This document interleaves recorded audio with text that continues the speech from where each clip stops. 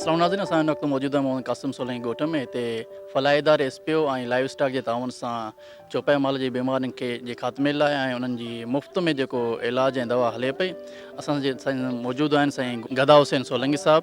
असां जिन खां वीचार पुछूं था हिन कैम्प जे बारे में। सर अस्सलाम वालेकुम। वालेकुम सलाम दादा। जॾहिं त हीउ जेको आहे सो माना मुख़्तलिफ़ ॻोठनि में हिननि प्रोग्राम कयो आहे एसपीओ ऐं लाइव स्टॉक जे तावन सां असां मुफ़्त कैंप जेको आहे सो लॻाई आहे, जेका मालवंदनि जे भलाई ऐं बहबूदी लाइ आहे। ऐं इन में मालवंदनि जे लाइ जेको वधि में वधि फ़ाइदो इहो आहे त उन्हनि जे जानवरनि खे सिहतमंद करिणो आहे ऐं बीमारियुनि खां बचाव जा टिका लॻाराइणा आहिनि। उन में टिकनि में जेको आहे सो हिकु त ETV आहे, FMD आहे ऐं प्लस में जेको आहे सो एशियस आहे ऐं CPP।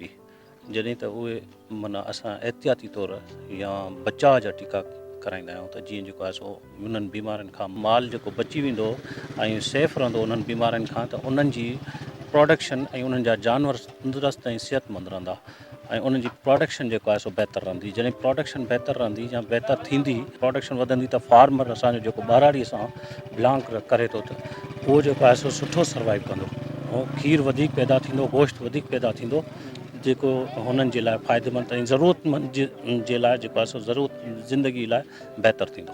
सर अॼोकी जेका अवां कैंप लॻाई आहे इन मां घणनि माण्हुनि खे फ़ाइदो पियो ऐं को अंग अखर जंहिंखे अवां आगाही बि ॾिनी हुजे, जंहिंखे टुकाया हुजनि?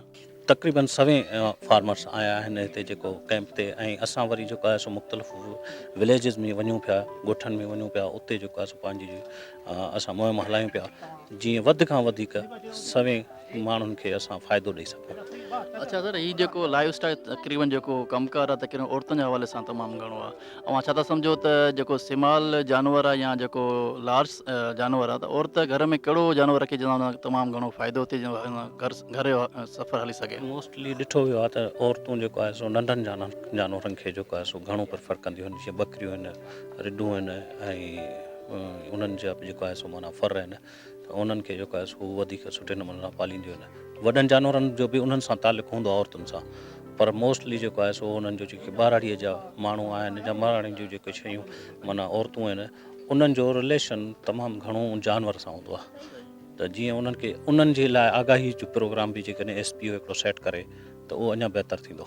असांजी इहा माना जेको आहे सो माना ख़्वाहिश आहे। असां मोस्टली एक्सटेंशन वर्क कंदा आहियूं, वैक्सीन्स ऐं एक्सटेंशन वर्क जेको आहे सो माना ॿारहाड़ीअ जे फार्मर लाइ, त जीअं उहो बहितरु खां बहितरु जानवर पाले सघे ऐं पंहिंजी जेको आहे सो माना ज़िंदगीअ जो सफ़र सुठो गुज़ारे सघे। सर जेके मौसमी बीमारियूं हूंदियूं आहिनि उहे सियारे में कहिड़ियूं हूंदियूं आहिनि, गर्मीअ में कहिड़ियूं हूंदियूं आहिनि, ऐं असांजे जेके दोस्त ॾिसनि पिया, जेके असांखे ॿुधनि पिया, त हू पंहिंजो जेको जानवर जो उपाउ आहे बचाव कीअं कनि?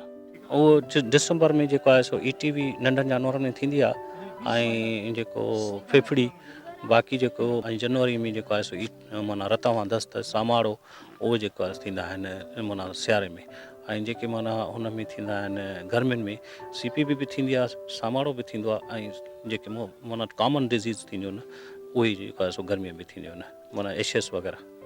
अच्छा, उन खां अलावा अहिड़ा की गाह जेके माना जानवर खाइण सां उन में ग़िज़ा वधे ऐं उहो जेको खीर वग़ैरह वधाइनि, अहिड़ी का सलाह मशवरो? बिल्कुलु, उन में जेको आहे सो मकाई असां ॾिसंदा आहियूं त ग्रीन ग्रास आहे, जेको उन जे लाइ विटामिन्स तमामु सुठियूं हूंदियूं आहिनि जानवर जे लाइ। ग्रीन ग्रास जीअं बरसीम आहे, मकाई आहे, ज्वार आहे, ऐं मोस्टली जेको आहे सो माना उहे असां इस्तेमालु कराईंदा आहियूं, जेके जानवरनि जी सिहत लाइ बहितरु हूंदा आहिनि।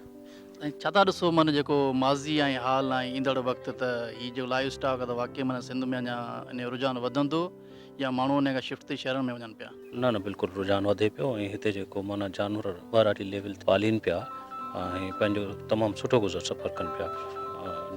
वधीक जेको आहे सो ॿारहाड़ियुनि में पालण जो रुझान आहे, पर उन सां गॾोगॾु हाणे असां इहो बि ॾिठो आहे त असांजा जेके ॿारहाड़ियुनि मां फार्मर शहरनि ॾे शिफ्ट थियनि था या शहरनि में अचनि था, त उहे वरी तमामु सुठे ऐं जदीद तरीक़े सां जानवर पालण जी पालीनि पिया।